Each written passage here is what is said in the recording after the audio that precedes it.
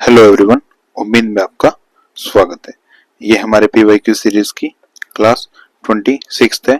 आशा करता हूँ आपकी तैयारी अच्छी चल रही होगी और आपको क्वेश्चन समझ में आ रहे होंगे। ऐसे ही अपनी तैयारी को कंटिन्यू रखिए।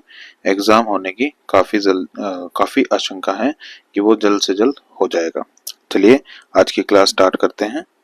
आज का हमारा पहला क्वेश्चन है, in what proportion must wheat at 1.6 per kg be mixed with wheat at 1.5 per kg so the mixture be both 1.54। अब ये एक एलिगेशन का क्वेश्चन है, यानी दो तरीके के गेहूं हैं। एक तो 1 रुपये 60 पैसे का, दूसरा 1 रुपये 45 पैसे का। उन दोनों को ऐसे किस मात्रा में मिलाएं जो वो 1 रुपये 54 पैसे का बिके। अब जो एलिगेशन के क्वेश्चन होते हैं उसमें हम क्या करते हैं, पहले हम लिखते हैं 1.60, फिर 1.45 और जो बीच में या जो हमें बेचना होता है 1.45। अब ये क्या दे रखा है, केजी में दे, रुपीस पर केजी दे रखा है, रुपीस पर केजी, यानी ये जो है रुपीस के बराबर है। तो जो हमारी रेशियो आती है वो केजी में आएगी, वो क्वांटिटी में आएगी। ये प्राइस है तो ये हमारी क्वांटिटी आएगी। चलिए देखते हैं। अगर मैं 1.60 से 1.54 माइनस करूं तो मेरा 0.06 आएगा और 1.54 में से 1.45 माइनस करूं तो मेरा 0.09 आएगा। और अगर मैं इनको रेशियो में लिखूं तो क्या आएगा, 9/6 और कट करने के बाद ये हमारी बनेगी 3:2। तो क्वांटिटी 3 पहले वाले की होगी, दूसरे की 2 क्वांटिटी होगी। Next question, in A school mathematics physics and biology seat ratio is 5, 7 और 8 के बंटवारे में मैथ, फिजिक्स और बायोलॉजी बटा हुआ है। अगर सीट बढ़ती है मैथ की 40%, फिजिक्स की 50%, बायोलॉजी की 75%, तो कैसा वो नया जो है इक्वेशन या नया रेशियो बनेगा। अब बात करते हैं 5, 7 और 8 की। क्या इसे हम 40, 50 और 75 में इजीली कर सकते हैं कन्वर्ट? नहीं कर सकते। तो हम क्यों ना इसे हंड्रेड्स में ले लें। जैसे अगर मैं बोलूं मैथ, फिजिक्स, बायोलॉजी 5, 7, 8 है, क्यों ना मैं इस सबको 100 से मल्टीप्लाई करके एक इक्वेशन बना दूं, क्योंकि बाद में अगर डिवाइड करेंगे तो 100 तो ऑब्वियसली सबसे कट जाएंगे। तो मैं मान के चल लेता हूँ मैथ में 500, फिजिक्स में 700, बायोलॉजी में 800। अब 40%, 500 का कितना होता है, 500 का 40% होगा 20, ठीक है, 200। और इसको हम यहां रखेंगे। अब 50% कितना होगा, 700 का। तो ये हमारा कितना होगा, ये होगा हमारा 700 का 50%, 350। तो ये 350 नहीं, और 800 का 75% होगा 600। तो हमारी नई जो वो सीट बनेगी वो किस में बनेंगी, वो बनेंगी 1400, 1050 और 700। अब इनको नई रेशो में लाना है, इनको नई रेशो में लाना है। तो 0, 0, 0 अगर मैं काटता हूं तो क्या बनेगा, 70, 105 और 140। अब ये सारे 5 से डिवाइड होंगे। तो ये अगर मैं इसे 5 से डिवाइड करूं तो 5 1 जा 5, 5 4 जा 20, 5 2 जा और 1 जा 5, 20 जा। अब ये हम 28 और ये हमारे किससे होंगे, ये होंगे हमारे 7 से। 7 2 जा 7 3 जा 7 4 जा, यानी 2:3:4 जो है हमारा आंसर होगा। कोशिश करिए अगर ये रेशियो है तो इनको ऐसे नंबर में लाएं जिससे कि कैलकुलेशन करने में इजी हो जाए। Next question, if the cost price is 96% of the selling price then what is the profit percentage। जो क्रय मूल्य है वो विक्रय मूल्य का 96% है, यानी कॉस्ट प्राइस इक्वल टू 96% हटा के 100 ऑफ सेलिंग प्राइस, ये बोला उसने। अगर मैं कॉस्ट प्राइस को यहाँ इसके नीचे ले आऊं और इनको इस तरफ ले जाऊं तो मैं क्या लिख सकता हूँ, सेलिंग प्राइस अपॉन में कॉस्ट प्राइस, जो कि सेलिंग प्राइस होगा 100, कॉस्ट प्राइस होगा 96। यानी सेलिंग प्राइस की वैल्यू हम 100 मान के चलेंगे तो कॉस्ट प्राइस की वैल्यू होगी 96। अब उसने क्या बोला है, उसने बोला है प्रॉफिट परसेंटेज, यानी लाभ प्रतिशत हमें निकालना है। प्रॉफिट का फॉर्मूला होता है सेलिंग प्राइस माइनस में कॉस्ट प्राइस, और प्रॉफिट परसेंटेज का फॉर्मूला होता है प्रॉफिट अपॉन में कॉस्ट प्राइस इनटू में 100। और प्रॉफिट हमारा कितना हो जाएगा, 100 माइनस में 96, जो कि 4 के बराबर होगा। अब मैं 4 यहाँ रखूंगा, कॉस्ट प्राइस मेरा 96 और 100। इसको अगर मैं कट करूँ तो 4 1 जा 4, 4 2 जा 8, 4 4 जा 16, 4 25, 4 6 जा 24, यानी 25/6 हमारा परसेंट आ जाएगा। अब 25/6 को अगर मैं कट करूँ तो ये बनेगा 4.16, ठीक है, और राउंड ऑफ करके ये आ जाएगा हमारा 4.17%, जो कि हमारा आंसर हो जाएगा।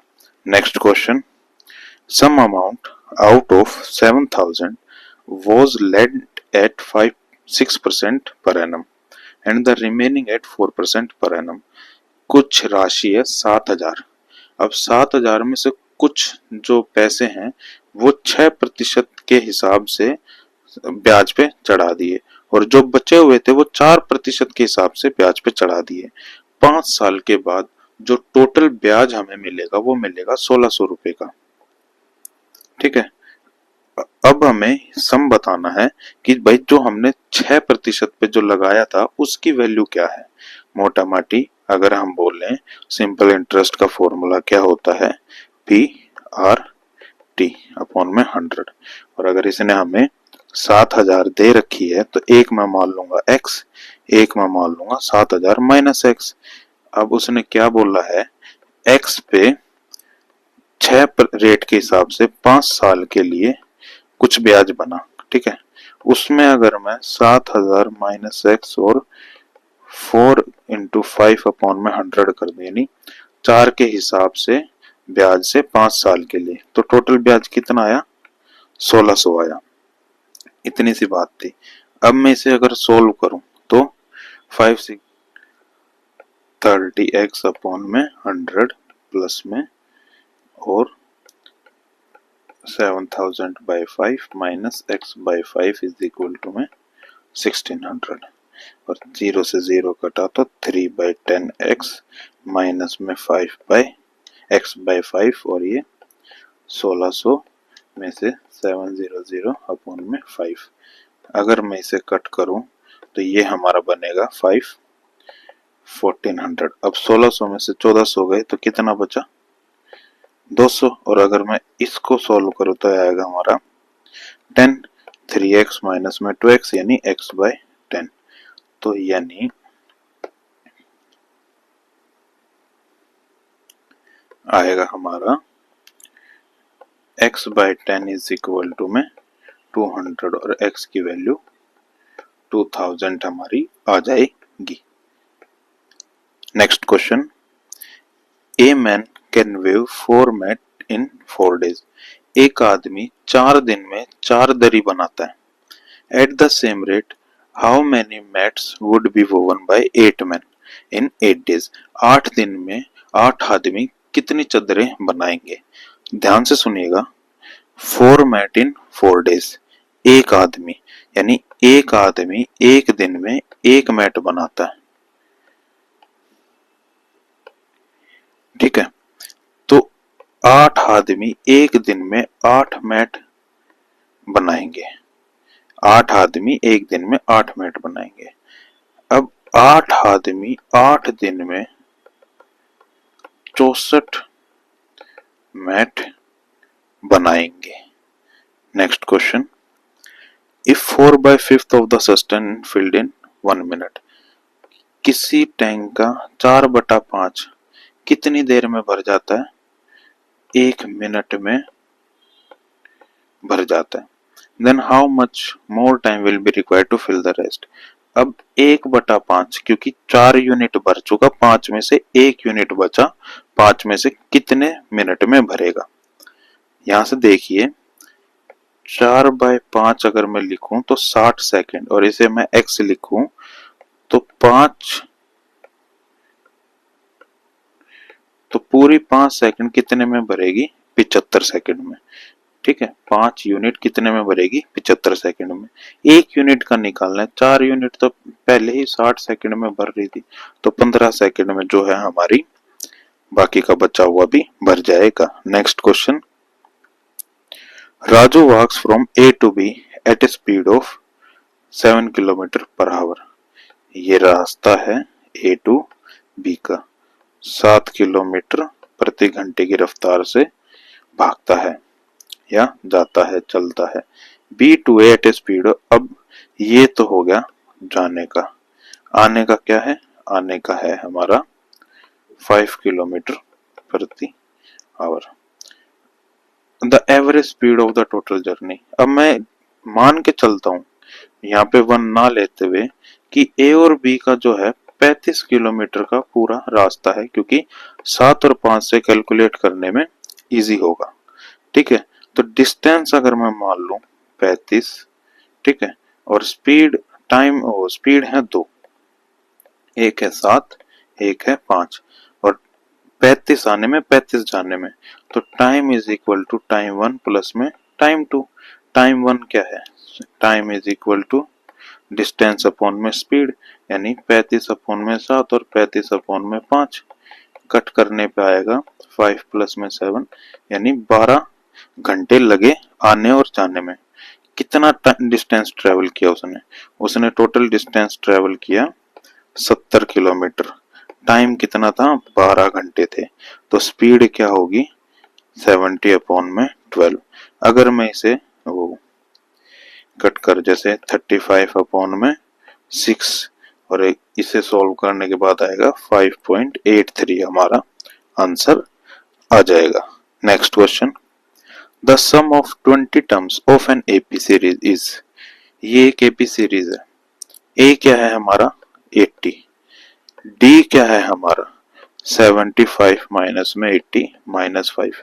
यहाँ घबराने की जरूरत नहीं है कि भाई माइनस में आ गया, आराम से आ सकता है, कोई दिक्कत नहीं है। लास्ट टर्म क्या है हमारा पता नहीं, एन कितना है हमारा 20। बिना, अगर लास्ट टर्म दे रखा होता तो हम सम निकालने के लिए क्या फॉर्मूला लगाते, n/2 a प्लस में l।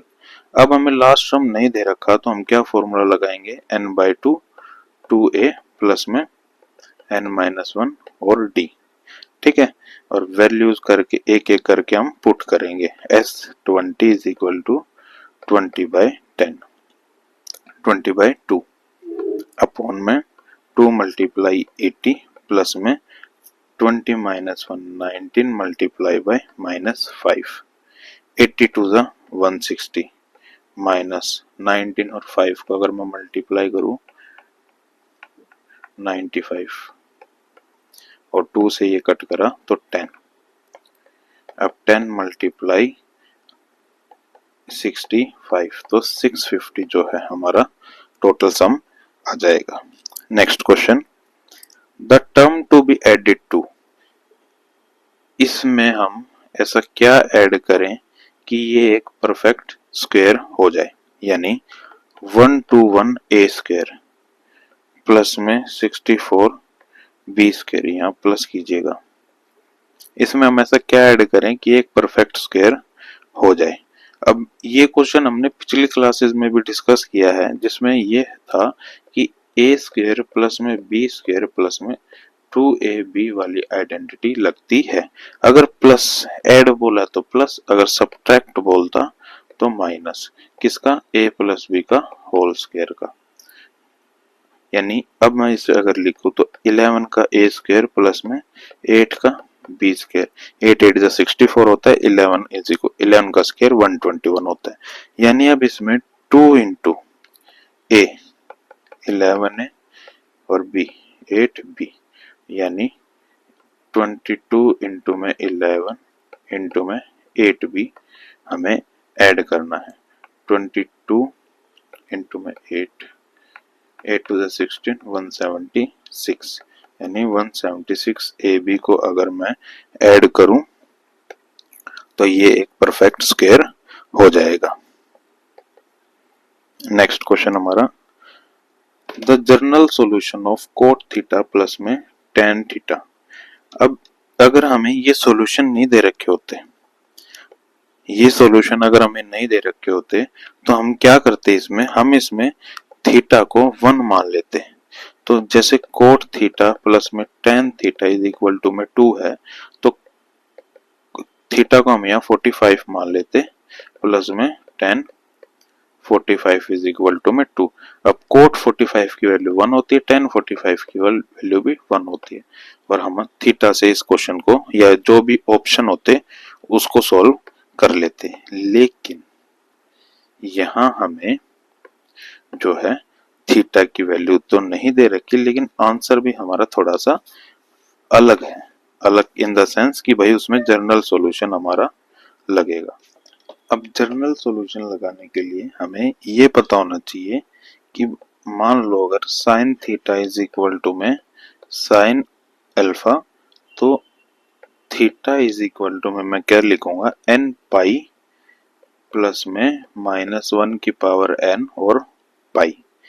ये मुझे याद होना चाहिए या मुझे पता होना चाहिए।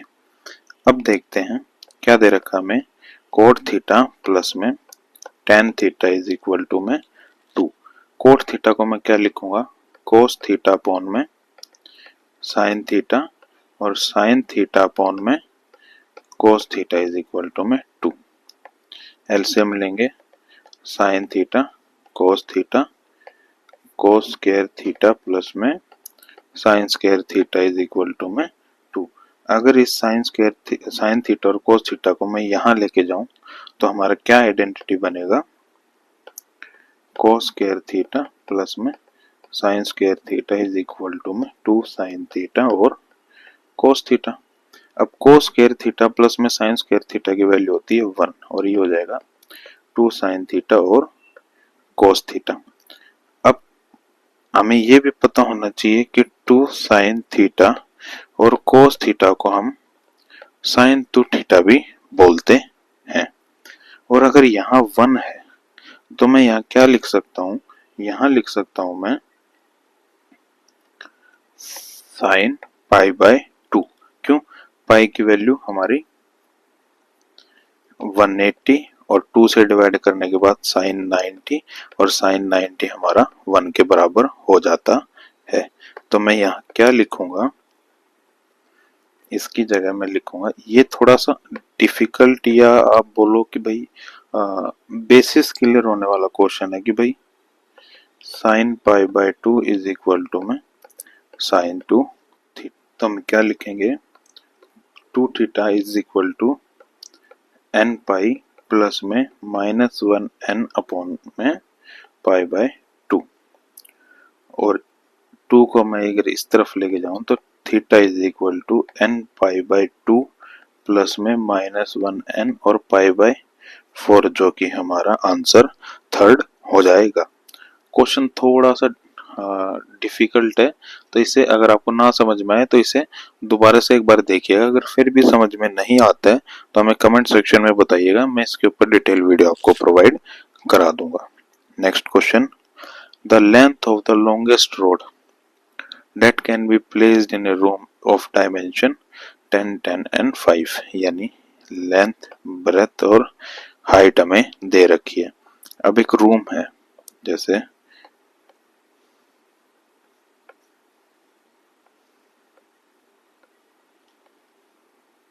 इस रूम में यहां से लेके यहां तक, यानी कोई एक डायगोनल 3D फिगर में कितनी बड़ी रोड आ सकती है, उसका एक सिंपल सा फॉर्मूला होता है, एल स्क्वायर प्लस में एच स्क्वायर प्लस में बी स्क्वायर का अंडर रूट।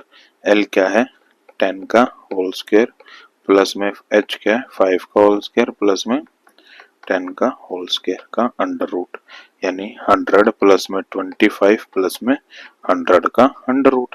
सम बना हमारा 225 जो कि 15 का स्क्वायर हमारा होता है।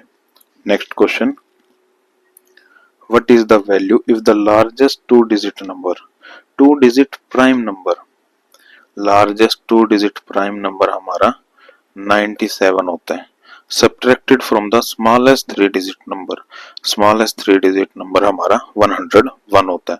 अब प्राइम नंबर वो होते हैं जो सिर्फ खुद से डिवाइड होते हैं या 1 से डिवाइड होते हैं और किसी से नहीं होते, जैसे कि 2, 3, 5, 7, 11, 13, 17, 19 आगे तक। अब जो 97 है ये भी खुद से ही डिवाइड होगा या 1 से डिवाइड होगा, 101 भी खुद से डिवाइड होगा और 1 से डिवाइड होगा। तो इन दोनों को अगर मैं सब्ट्रैक्ट करूं तो आंसर मेरा 4 आएगा। नेक्स्ट क्वेश्चन, HCF ऑफ 2/3, 3/4 और 4/5। अगर हमें फ्रैक्शन में दे रखा होता है और HCF निकालना, मान लो मुझे 2 का, 3 का और 4 का HCF निकालना है, तो मुझे इसी क्वेश्चन में फ्रैक्शन बनाने के लिए डिनोमिनेटर टर्म का एलसीएम निकालना पड़ेगा। तो 3, 4 और 5 का जो अगर एलसीएम बोलूं तो ये 3 बन जा, 4 बन जा और 5 बन जा, 5 4 जा 20, 23 जा 60, यानी एलसीएम हो जाएगा 60 और एचसीएफ होगा 2, 3 और 4 का 1, तो 1/60 हमारा जो है फ्रैक्शन हो जाएगा। नेक्स्ट क्वेश्चन, 100 मल्टीप्लाई 10, माइनस में 100 प्लस में 200 डिवाइड बाय 100, यानी अगर मैं इसमें से 100 को कॉमन लूं तो क्या बना, 10 - 1 प्लस में, ठीक है, और ये 1 0 आएगा, तो 2 0 से 2 0 कटा तो आया 20 प्लस में 9 मल्टीप्लाई में 100, तो 900 प्लस में 20, आंसर होगा हमारा 920। Next question, the value of 2 cube plus में 10 क्यूब, 2 क्यूब की वैल्यू होती है 8, 10 क्यूब की वैल्यू होती है 1000 और सम आएगा इनका 1008। ये क्वेश्चन कांस्टेबल के एग्जाम में आया है, आपको इजी लगेगा लेकिन आपको इन क्वेश्चनों की भी थोड़े बहुत कैलकुलेशन की भी नॉलेज होनी चाहिए। चलिए आज की क्लास को यहीं तक ही रखते हैं, उम्मीद है आपको क्वेश्चन समझ में आए होंगे। आज के लिए इतना ही।